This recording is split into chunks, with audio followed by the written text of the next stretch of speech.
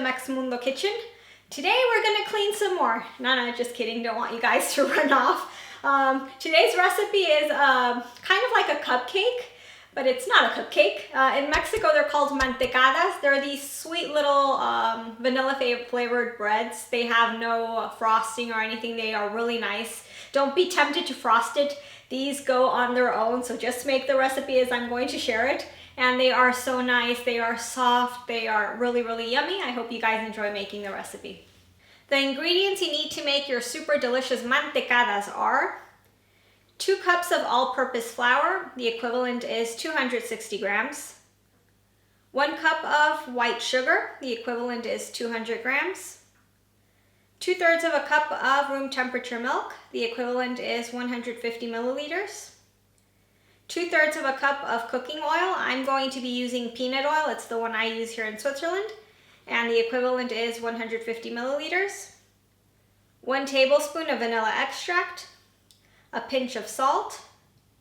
2 teaspoons of baking powder. The equivalent is 8 grams. And 4 room temperature eggs.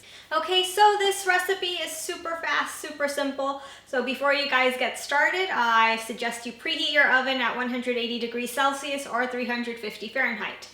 In your mixer, stand mixer or hand mixer, you're going to add your eggs to the bowl. You're going to use the whisk attachment and you're going to whisk it at high speed for about 2 minutes. You want to put as much air in possible that it turns a pale yellow, that it looks creamy, that it looks like it's starting to double in volume.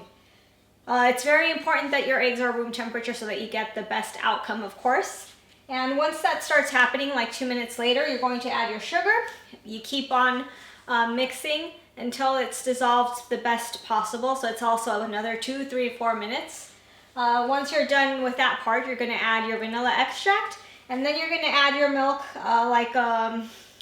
don't pour in the whole cup, just little by little, and then you're going to do the exact same thing with your oil.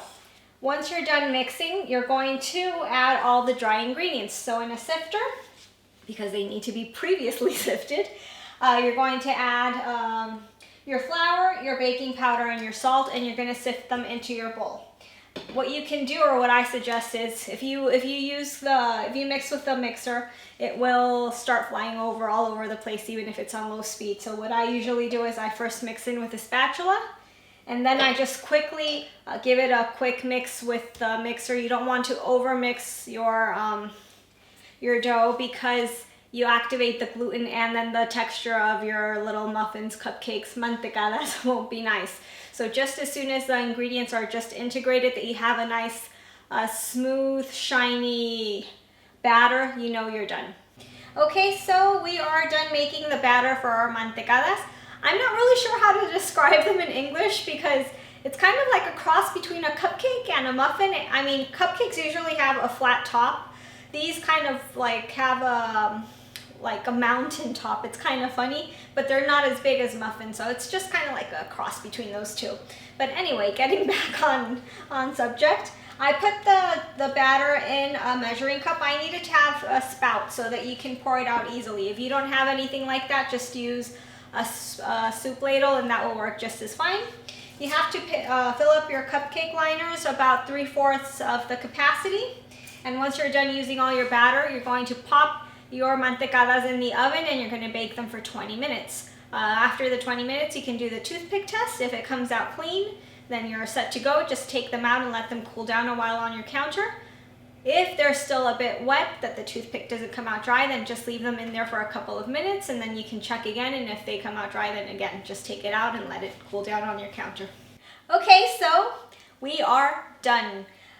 For those of you who don't know what mantecadas look like, they usually have this like blown up belly and they crack in the middle. That's how a mantecada usually is.